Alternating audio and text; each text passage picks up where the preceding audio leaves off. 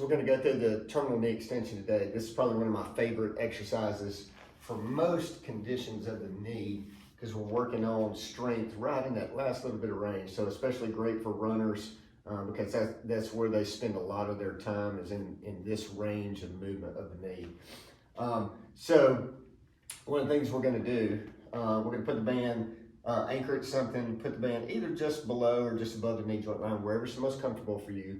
I found that different pathologies of the knee kind of respond differently as to where you put it. But let's get it where it's comfortable, definitely not painful.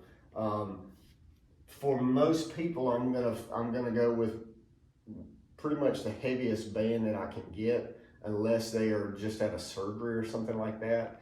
But if people are very active in sport and stuff like that, then I'm going to grab a heavy band.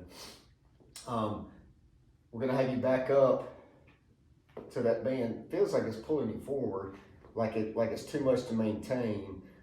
That's about right. Okay, so we're going to put a good bit of load on it, and we're simply just going to go from slightly knee bent position to straight, just like that. So we're locking it, holding it for a second or two, and then relaxing. The way I'm set up right now, I got my left foot forward just a little bit. I can shift 80% of my weight over here to do that. That unloads this side that I'm working on. So for some knee pathologies, that's good. I don't want any pain in it.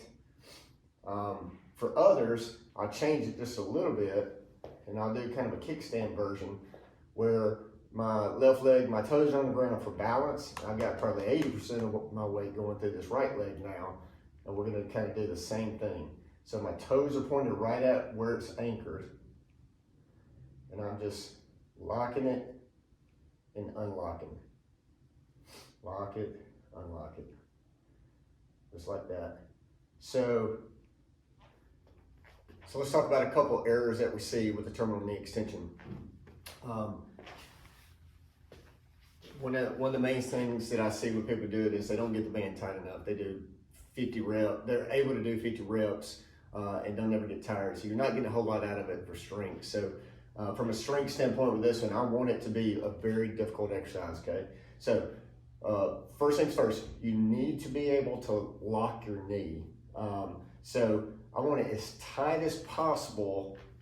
However, only if you can achieve kind of full knee straight position. So if I got that band so tight I just can't get it back all the way, then that's a little bit too tight. I need to scoot forward. However, if you get to that in position and you can feel that lock and you can do that 20 or 30 reps, then that's not quite enough tension. So we got to find that middle line with things here. So we're going to back up, make it nice and strong. It's pulling me forward, so I really had to fight against it. And what I want to be able to do is lock that knee every single time, hold it for a second or so, and then relax. And I'm shooting for failure to achieve that full knee lock somewhere between rep 15 and 20 is what I'm looking for. So I want to be able to do it strong and do it multiple times, but not 20, 30, 40 times. So that doesn't have enough strength. So if that's the case, back it up. At the same time, if you cannot achieve full lock of the knee around repetition number 8 or 10, you probably have it a little bit too tight. So